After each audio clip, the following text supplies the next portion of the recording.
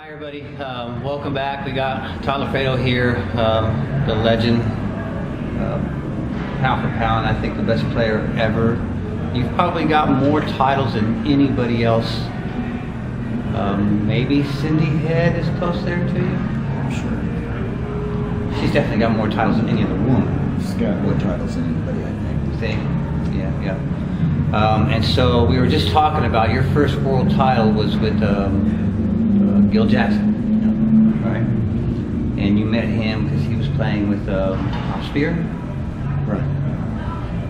Then y'all started playing for a while after that. But actually, I knew him. We all knew each other, us three. Gil was my best friend, and by that time, Tom was a good friend. We were rivals, but we were still friends. And to be honest, when we played each other, or when we went to the 77 Worlds, all that bitterness from before was forgotten about, and that wasn't, it might have motivated me to become a forward. I think Tom took fourth in that doubles too, and we were all happy. I remember we were all in the same room jumping around the beds. Nice. So it was a good thing. Do you remember how many tournaments or titles you won with Gil? Yeah, three. Three? Two, won 77 Worlds. We won the, I want to say it's the 81 Tornado Worlds, and some other tournament we played in that I can't recall. And that was the only 3 times we ever played together out of Colorado. And to be honest, I can't. The only reason I can think of why is because I wanted to play with some other people, and he did too, and we were just kind of got caught up in things. There was no personal problems or anything. Who'd you play with after that? I played with Bowers in the tournament following that because I asked Bowers to play eons ago, and he said, well, if you win a world championship, then I'll play with you. And he played with me in the next tournament. And then I played with Lori Schranz in the following 10 grander, and I won that with her. We played Wiswell and Furry in the finals, and Kaiser and Martin in the semifinals. Open doubles. Is that the first time a mixed team had won? No, but it was the first time that they made the statement of beating the 2 best teams. We played Kaiser and Martin, and then Wiswell and Furry, and pretty much. Well, that says a lot about how good a player you were back then. I mean, you're a fantastic player. It says a lot about how good she was. Yes, absolutely, 100%. And then I think then I played in another tournament in Spokane or something, did okay. And I played with Dan Kaiser in the Des Moines 10 or 15 grander, and we won that. We played Bells and Bednar, who were the 76 world champions. And so by then, I was started on my journey. There was a tournament probably every 2 weeks, 10,000 or bigger. I was on my way. I was just kind of finding out who I was, playing with different people, making friends, and traveling a lot. It was much easier to make money. Well, I guess maybe not much easier to make money because the competition was incredible back then. There were so many players you had to get through. Right, but it was so often. It was easier to make money.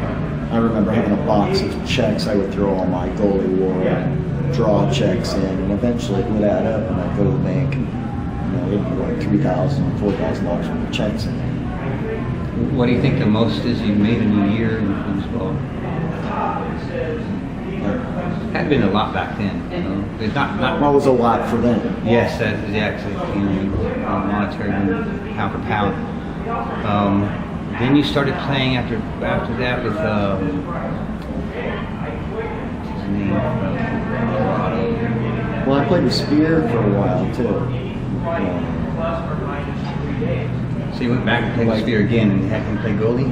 Well, after that, okay, I went through that phase. I partied a little bit, I started living life. Go to matches like Johnny a couple times, come down with my hair all messed up, and waking up from a drunk stupor. And I don't remember the year, 79 or 80, they went from the blue top model to the brown top model.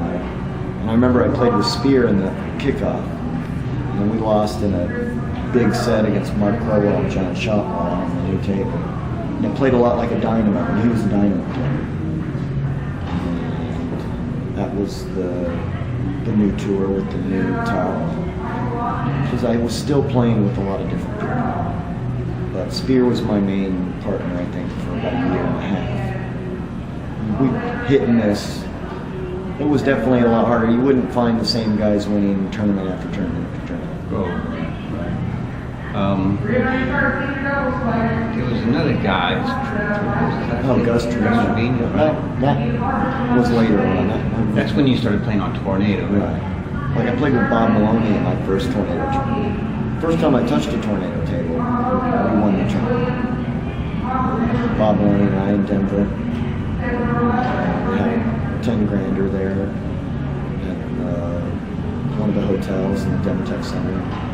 I just remember seeing that big goal thinking, wow, this is so easy. Everybody was trying to race me on a 8-inch goal, and I was used to a 7-inch goal.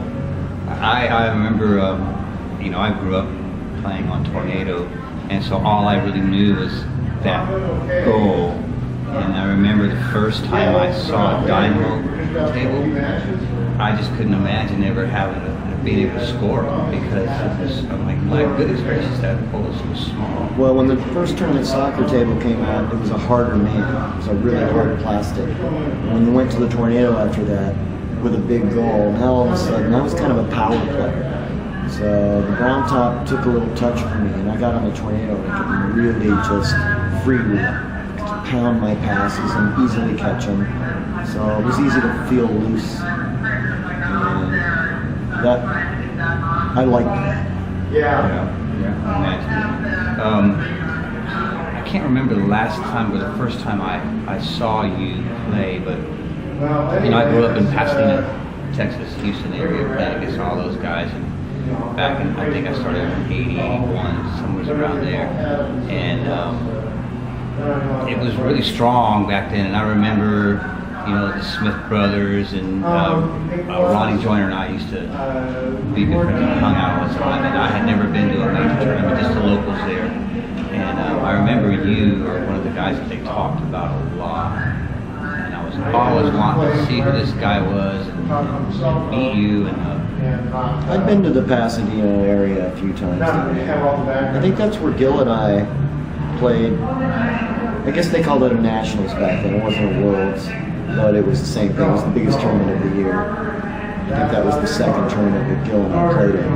I can't remember who we played in the finals, but I remember John Smith was there and Ronnie Lewis, Joyner and a lot of those old players. And that was on the table that had the foot had a little lip on the back of it. It made it easier to catch that stick pass. But those guys had never seen a banker really bank. And Gil was just killing those guys with banks.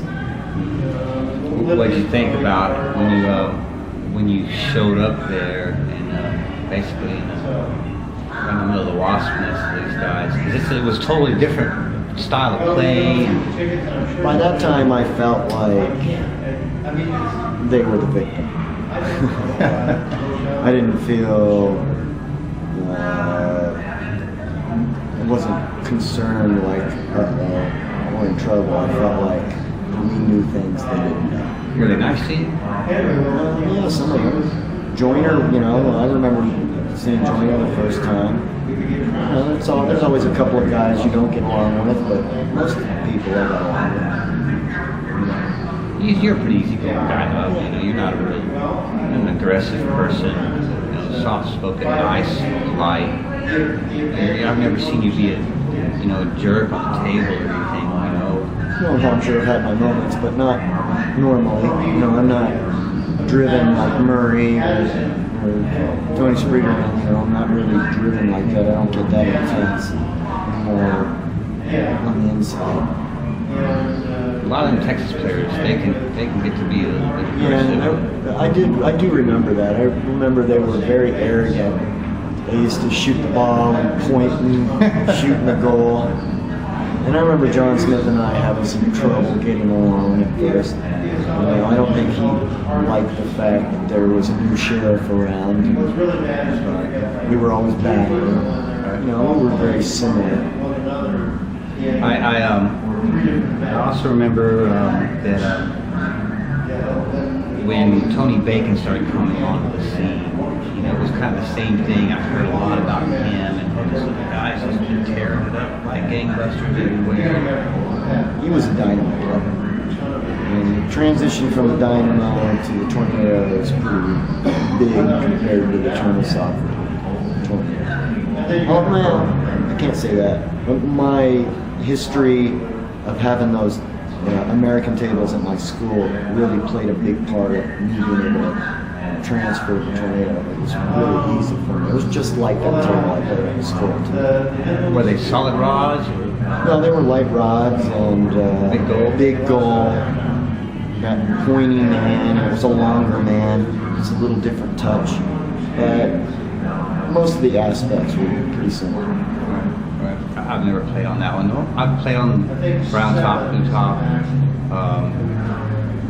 tornado, obviously, dynamo, striker, warrior. What do you think about the warrior? Have you played on the new warrior? The brand new one. I think I played on it. The brand new one. It plays similar to a tornado now. It used to be really sticky, and now it's not so sticky. I actually preferred it a little sticky, but yeah, it plays okay. It's not too bad. Have you played in any other tournaments? I think I played one. I think Terry Rue and I beat Tony in the last tournament they had at Warrior. You know, I've never seen Terry shoot on that table, and I've always wondered what it would be like. Just like on Tornado. Really? Because I figured it would be more of a finesse game as opposed to power. No, the big difference is on the 5-bar, and he's a better passer on the Warrior. I think most everybody is a better passer on the Warrior. Yeah. You catch a lot more balls that you normally wouldn't. It works like that. Speaking of Warrior, we're going to take another break real quick, and we'll be right back. So just hold on.